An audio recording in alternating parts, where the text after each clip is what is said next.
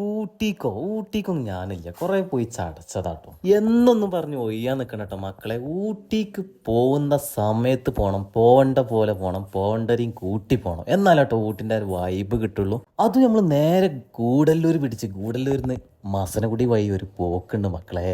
കുറച്ച് ദൂരം കൂടും, പക്ഷെ സന്തോഷം വലുതായിരിക്കാം. അങ്ങനെ നമ്മൾ യാത്ര തുടങ്ങിയിട്ടുണ്ട്. നിലമ്പൂർ കാട് വഴി ഇങ്ങനെ പോയോണ്ട് കേട്ടോ. യാത്രന്റെ അടിയിൽ പാത്തു നസുകൂടിയും വെറുതെ കടന്ന് കരയാ. സംഗതി എന്താ, പള്ളി പോയിക്കണ്ടേ. എന്തായാലും ഞങ്ങൾ കണ്ടറിഞ്ഞ ഓൽക്കുള്ള ഫുഡൊക്കെ എടുത്തിട്ടോ. കൂട്ടത്തില് ഞങ്ങളൊരു കാൽച്ചായ ഓർഡർ ചെയ്തിട്ടു.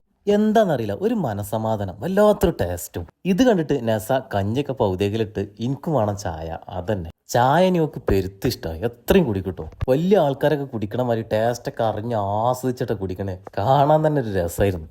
അങ്ങനെ ഒറ്റ ഇരിപ്പിൽ തന്നെ ഒരു ഗ്ലാസ് ഫുള്ള് ഓള് തീർത്തിട്ടോ. കുറച്ചേരം ഇങ്ങനെ സൈലന്റ് ആയിട്ട് പ്രകൃതിനൊക്കെ ഇങ്ങനെ കണ്ടു നിൽക്കട്ടോ. എന്തായാലും ടൈം വേസ്റ്റ് ആക്കുന്നത് ശരിയല്ലല്ലോ. നേരെ ഞങ്ങൾ വണ്ടിയിൽ പെട്രോളൊക്കെ അടിച്ച് യാത്ര വീണ്ടും സ്റ്റാർട്ട് ചെയ്തിട്ടോ.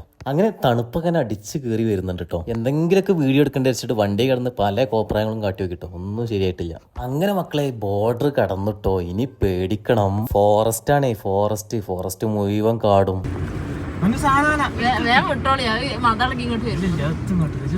പോകുന്ന വഴിക്ക് റോഡിന്റെ സൈഡിൽ കണ്ടോ, ഇത് അരിക്കൊമ്പനാണോ കൊലക്കൊമ്പനാണോ ഏത് കൊമ്പനാണെന്ന് അറിയില്ല കേട്ടോ. എന്തായാലും ശ്വാസം അടക്കി പിടിച്ചിട്ടാണ് ഞങ്ങൾ പോയത്. കഴിച്ചിലായി മക്കളെ, കഴിച്ചിലായി. ഓനൊന്നും നോക്കിയത് പോലും ഇല്ല.